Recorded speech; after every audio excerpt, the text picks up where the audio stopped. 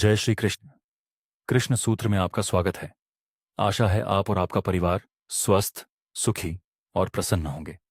आज हम समझेंगे श्रीमद् भगवद गीता, अध्याय 1, श्लोक 15। पांचजन्यम ऋषिकेशो देवदत्तम धनंजय पौंड्रम दद्मो महाशंखम भीमकर्मा वृकोदरा।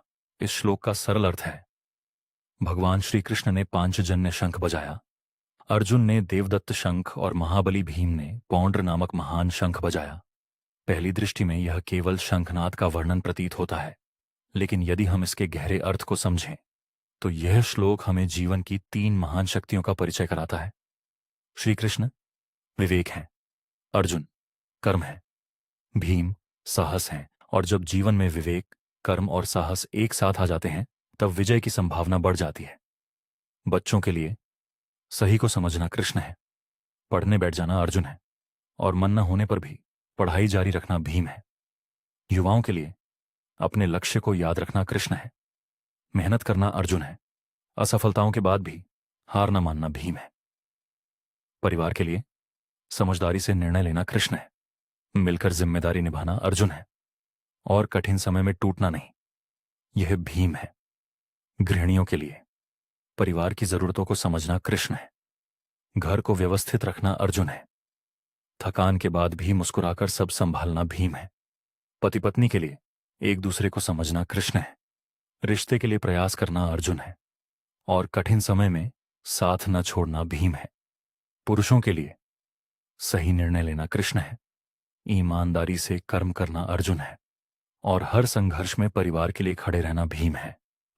महिलाओं के लिए अपनी गरिमा को पहचानना कृष्ण है, अपने सपनों के लिए कर्म करना अर्जुन है और कठिन परिस्थितियों में आगे बढ़ते रहना भीम है।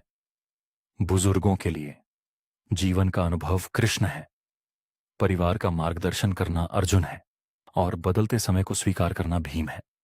किन्नर समाज के लिए अपने सम्मान को पहचानना कृष्ण है, अपनी प्रतिभा से समाज में योगदान देना अर्जुन है और भेदभाव के बीच आत्मविश्वास बनाए रखना भीम है। सभी मनुष्यों के लिए हर सुबह एक नया कुरुक्षेत्र होता है। जब सही निर्णय चुनते हैं तब कृष्ण हमारे साथ होते हैं, जब कर्म करते हैं तब अर्जुन हमारे भीतर खड़ा होता है और जब हार नहीं मानते तब भीम की शक्ति हमारे भीतर जागती है। अब प्रश्न है कि जीवन का वास्तविक कुरुक्षेत्र क्या है? क्या वह केवल महाभारत की युद्ध भूमि थी?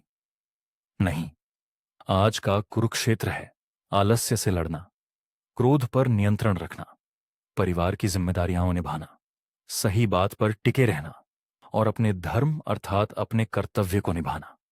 क्योंकि विजय दूसरों को हराने में नहीं है, विजय स्वयं पर विजय पाने में है।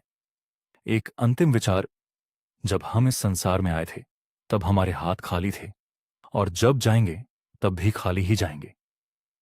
लेकिन इस छोटे से जीवन में हम कितने संघर्ष करते हैं, कितने संबंध निभाते हैं, कितनी जिम्मेदारियां उठाते हैं। शायद यही जीवन का वास्तविक कुरुक्षेत्र है। एक विनम्र निवेदन, मेरा पूरा प्रयास है कि श्रीमद् भगवद गीता का यह दिव्य संदेश पृथ्वी पर रहने वाले प्रत्येक जीव तक पहुंचे।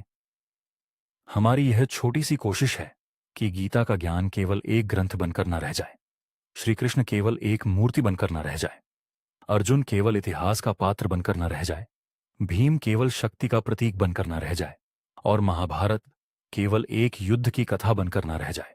क्योंकि शंखनाद आज भी हो रहा है, हर सुबह हो रहा है, हर क्षण हो रहा है, बस उसका स्वरूप बदल गया है।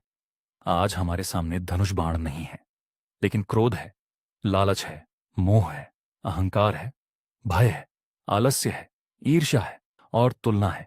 यही हमारे जीवन के कौरव हैं। इन्हें पहचानना ही गीता को समझना है।